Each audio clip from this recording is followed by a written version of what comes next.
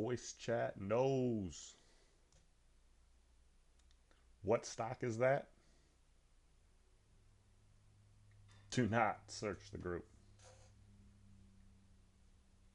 Welcome to Read the Room 2.0 with Unc. What is up, everybody? This is Unc coming at you with Read the Room 2.0, the shorts, EDU edition. We're going to talk of volume. Scripts will be pre-market volume and cited volume. Let's just get right to this because this one should be pretty quick. Um, not too much to it.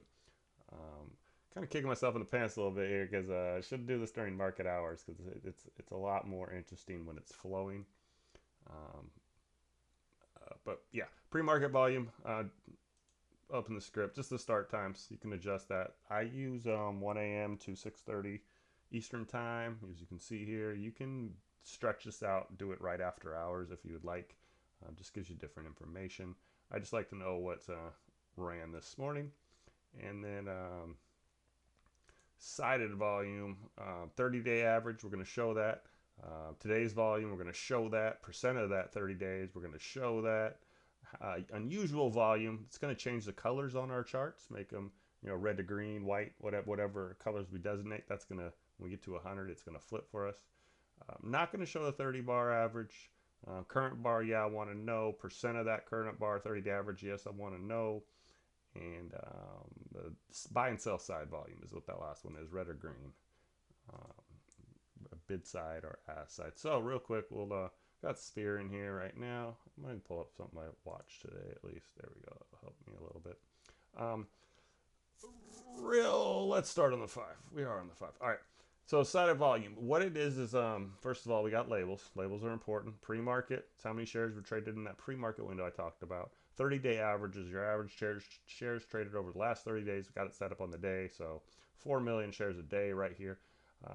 9 million, this one turned green because we are over that 4 million. We're 9 million, which is a shitload more. 233% of that number is what that is, to be exact. So you have your today's volume and the percent of the 30-day bar there. And then the current bar, it's after hours, so it's going to be crap. 53 shares traded, not a whole lot. 33% of the last 30 bars, which you get into after hours, and none on the sell side. So they were all bid side shares traded. Yeah, so how to use this on the 5 for me. What it does help when you have the lines and levels and stuff like that. But definitely in the morning, you're going to get an average, a trend line, and you're really going to need that to stay in and or for buyers to dominate the rest of the day. And you can see anywhere, you did get a decent move. Those two things are usually true. You get the buyers come back in and it's above the line. So Datadog's pretty good. Example of that today. Lots of these weird spikes happen last hour, kind of clearing out. Kind of fucks with the script a little bit, but during the day, here I'll show you what I mean by that. During the day, it looks a lot better when you're going. Yeah, more fluctuation through it during the day. Um, do want to touch here. We'll just go here on the larger. No, we're gonna have to pull it up over here on the larger time frames. 1 hour. We can pull that up. What are we doing? This is a good. I like the 1 hour because it shows. Jesus, it shows uh, kind of the good middle ground for the trend overall during the day. So when stuff's getting decent volume, I mean here we're getting 230%.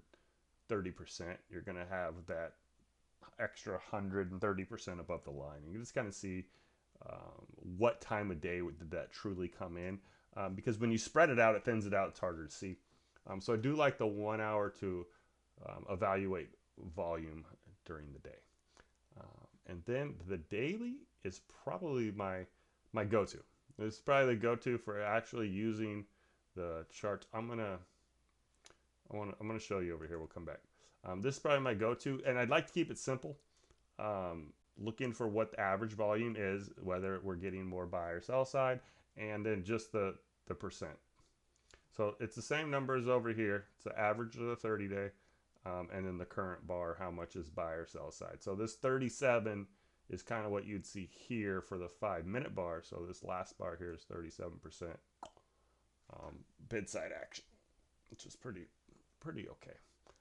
But again, just the volume above average is more of why the last 2 days have moved, if you need a reason, instead of holding the average.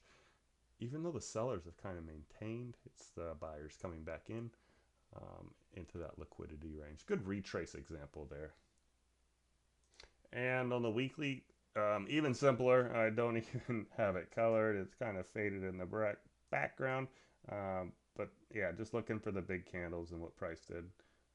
Don't even have the average or anything down here. It's not, weekly volume is not as important to me. It's too slow of a metric. You're going to be late on weekly volume, in my opinion. So quick recap. Looking, what kind of volume is needed historically on the day, and showing if we are staying in with buyers or sellers locally. Last few candles, I love it. Great. Datadog, or excuse me, on the 1 hour, Datadog kind of shows, the time of days you're getting the decent amount of volume. So I like that. And then for that chart for that, and then of course on the daily, looking for buyer and sellers to maintain the trend, and keep price movement for you. I also like to use, yeah, I'll just throw this in here. This time in sales, because it shows, I have it set up for 1,000, so but it shows the bigger orders on the buy and sell side, and I think that buy and sell side is more important part of the volume than the actual amount. Because I mean, if you just have a 50-50 battle, someone's going to win eventually. 50-50 battle could also mean you're holding price. You need a lot more buyers or a lot more sellers to move price in a particular direction. And you can see that. I mean, when you do get a big down movement, it usually starts, or an up movement usually starts with more buyers. And even if you have more buyers and then it levels back out, you're still going to look for, it's not price discovery, but look for a price range where there are tradable shares for those buyers and sellers.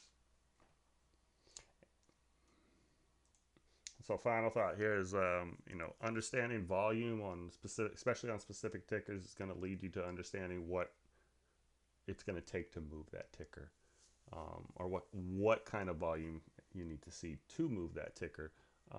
When you start understanding that 738, you can analyze the volume, and where price is at and the current trend, and accurately predict the rest of the day. It'll become a added tool or skill in your chest.